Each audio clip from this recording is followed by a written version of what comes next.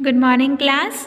So, today we are going to start a new chapter, lesson number 5, Struggle towards Freedom. इस lesson में हम देखेंगे कि जो हमारे फ्रीडम फाइटर्स थे उन्होंने किस तरह से हमारी फ्रीडम अर्न की थी, उसके लिए उन्होंने क्या सेक्रीफाइस किया था, क्या उनकी प्लानिंग्स थी. Okay.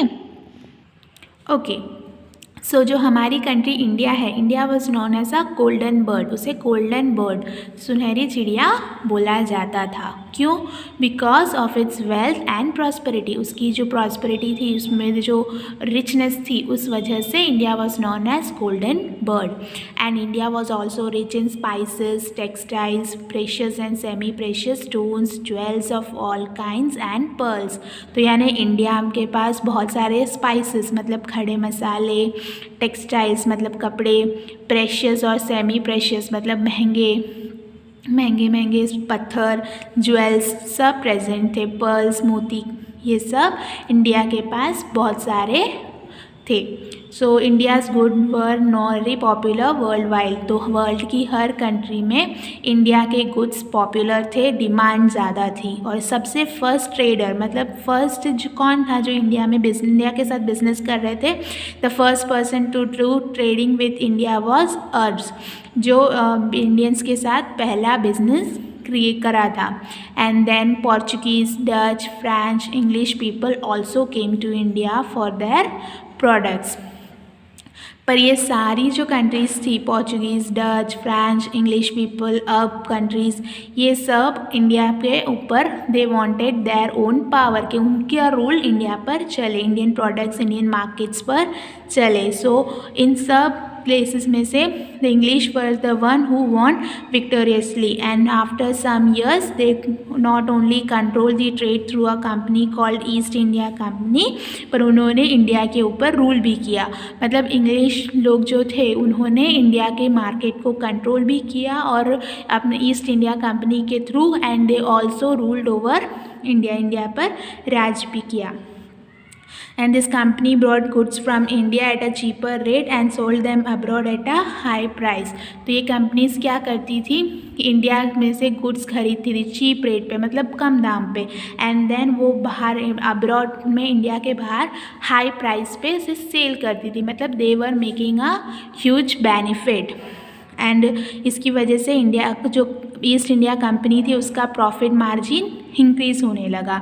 And companies established factories in various Indian towns. फिर उस वजह से ही उन्होंने इंडियन टाउन्स में अलग अलग जगहों पे फैक्ट्रीज एस्टैब्लिश की, टू शो दैट देवर, और वो उस फैक्ट्रीज़ को प्रोटेक्ट कर रहे थे, इंडियन मार्केट को प्रोटेक्ट कर रहे थे. ऐसा शो करने के लिए उन्होंने फोर्ट्स मतलब किले बनाए, आर्मीज मेंटेन की, so that Indians will think that they were protecting Indian goods and Indian markets. Next, anger of Indians. So India had an agrarian economy. Agrarian economy मतलब जो कंट्री सिर्फ एग्रीकल्चर मतलब फार्मिंग के ऊपर से अपनी इकोनॉमी चलाती है, ऐसी कंट्री को हम एग्रेरियन इकोनॉमी बोलते हैं. तो India had an agrarian economy, यानी कि उस हर पर्सन, इंडिया के हर पर्सन की लाइवलीहुड किससे डिपेंड होती है, किस पे डिपेंड होती है, it is mainly depended on agricultural produce. तो England was developed country, England उस टाइम पे भी डेवलप कंट्री थी, वहाँ पे बहुत सारी factories, industries were already present, जिसके लिए they needed raw materials and a market to sell those product. उनके फिनिश प्रोडक्ट सेल करने के लिए they needed market. So this was only possible by controlling India, और वो पॉसिबल हो जाता है when they will control India and Indian market. So India East India Company थी, वे were exploiting the poor farmers of India. मतलब India के जो पुअर फार्मर्स थे उन्हें उनकी चॉइस के क्रॉप्स ग्रो करने की परमिशन नहीं थी. They wanted their own products to be grown here in India.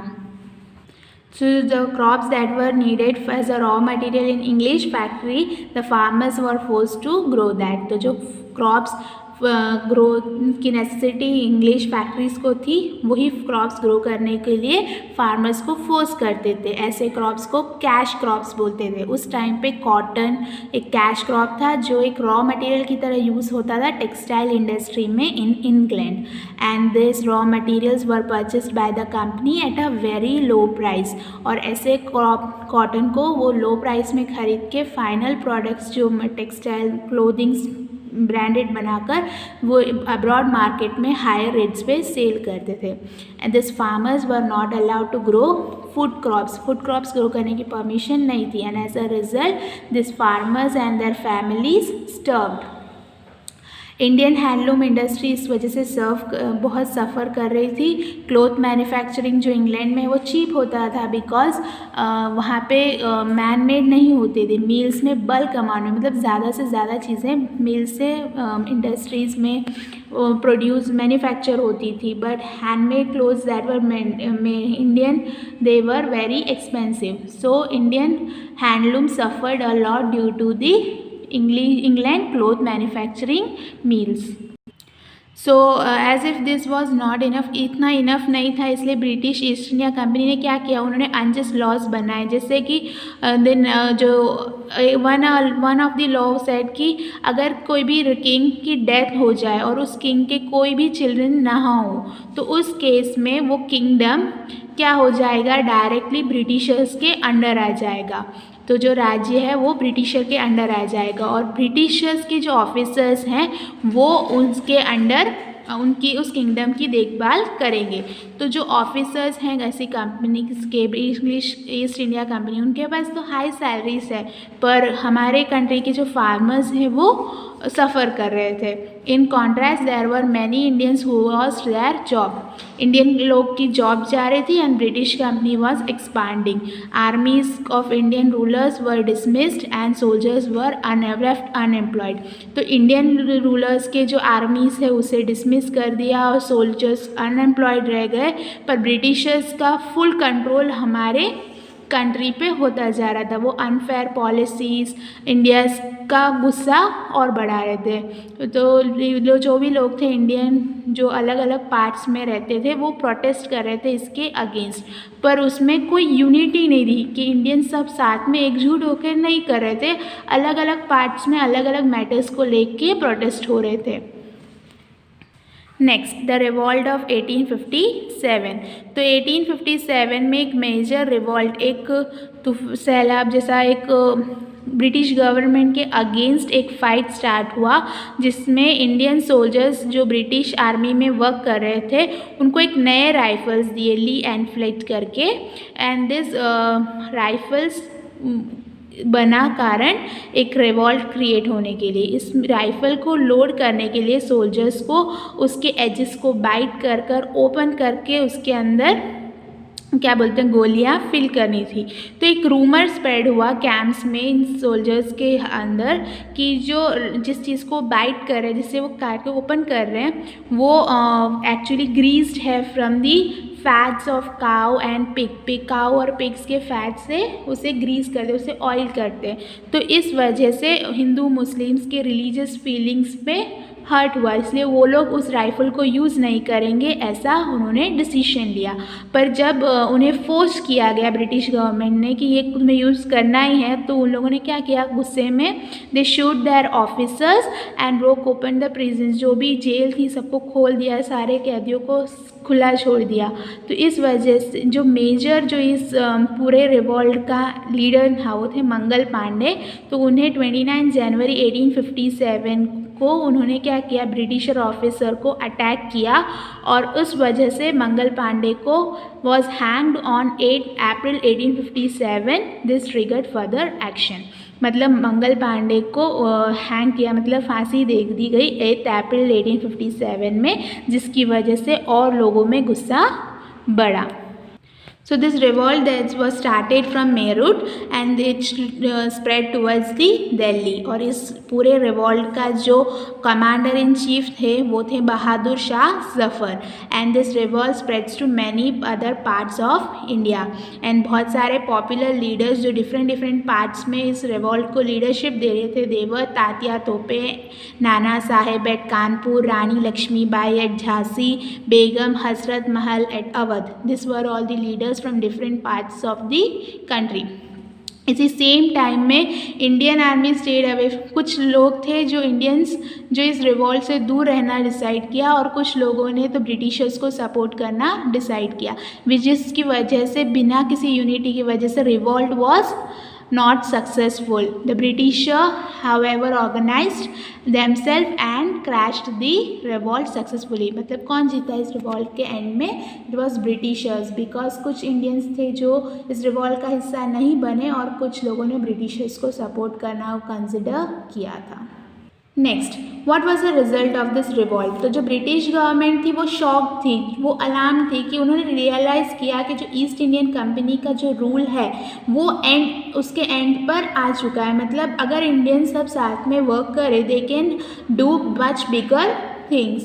तो 1858 में ब्रिटिश गवर्नमेंट ने डिसाइडेड टू कंट्रोल इंडिया. उन्होंने पूरे इंडिया पर अपना कंट्रोल लेना डिसाइड किया. तो जो वायसराय थे उन्हें अपॉइंट किया था to rule over India on the behalf of the crown. मतलब जो क्वीन थी वहाँ की, उनके बिहाफ पर इंडिया को रूल करने के लिए एक वायसराय को अपॉइंट किया गया.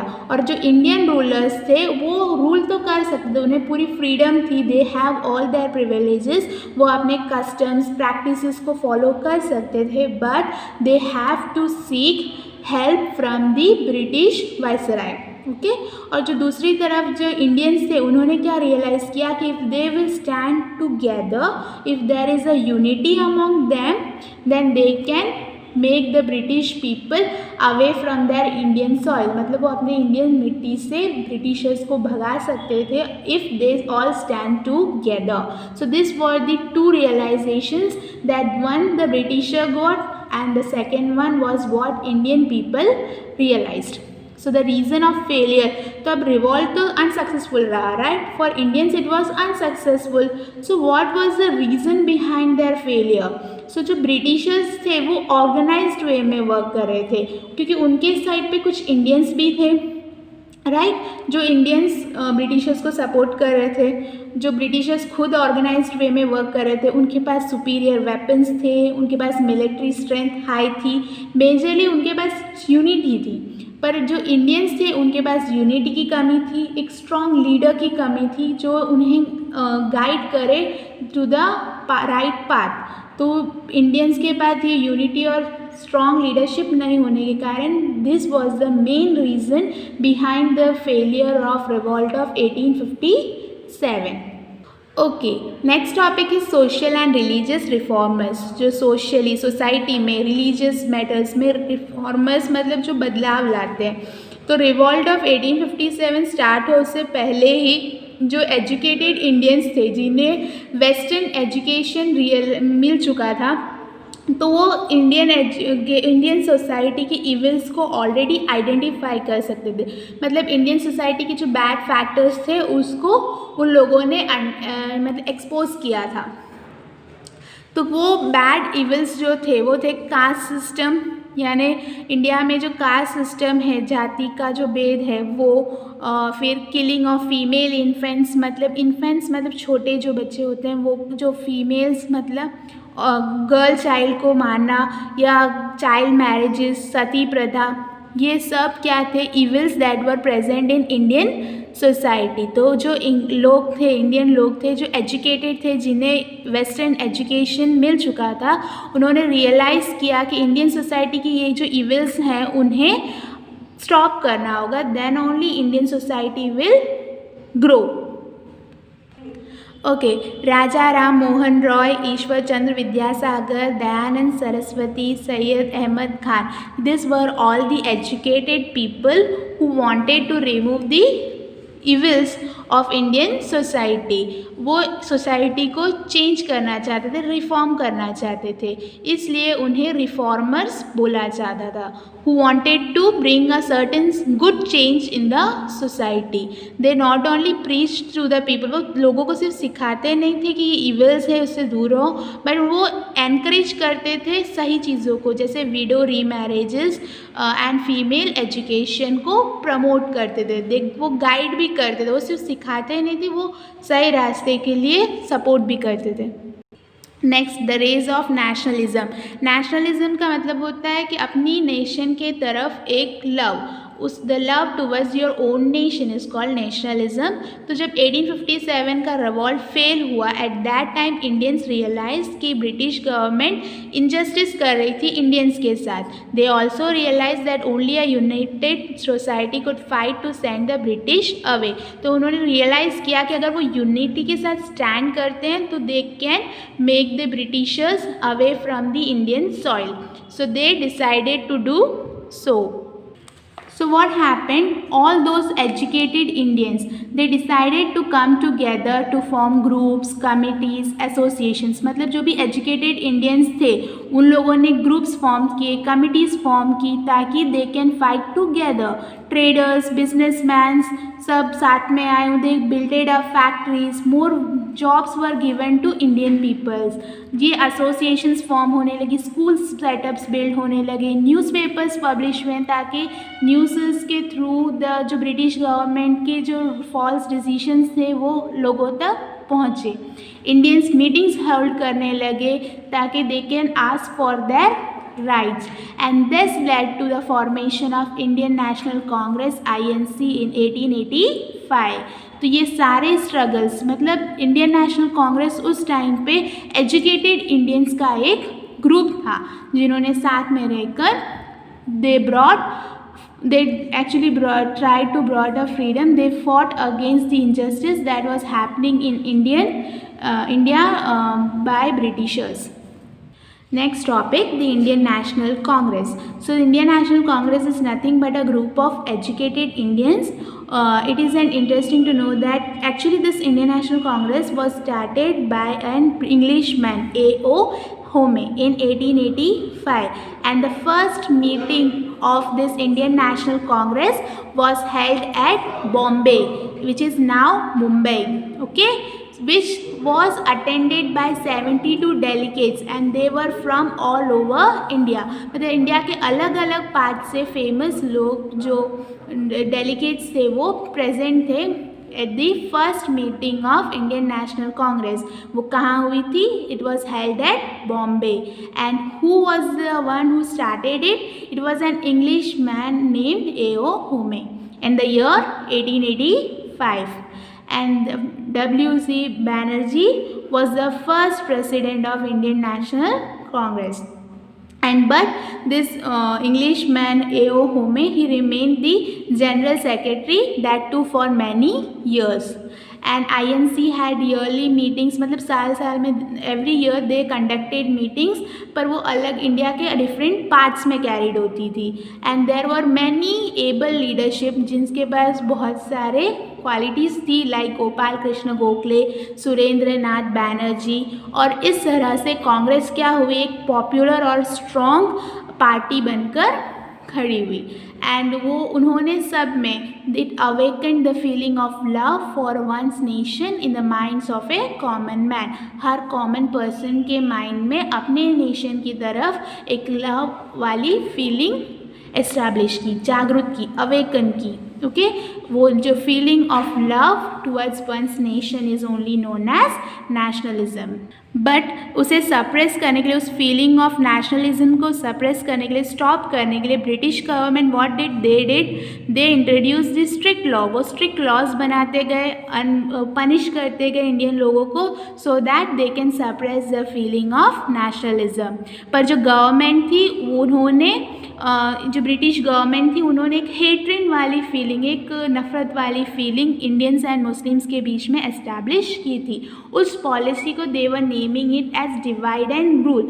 सो if they knew that if India is standing together with unity, they cannot survive before them.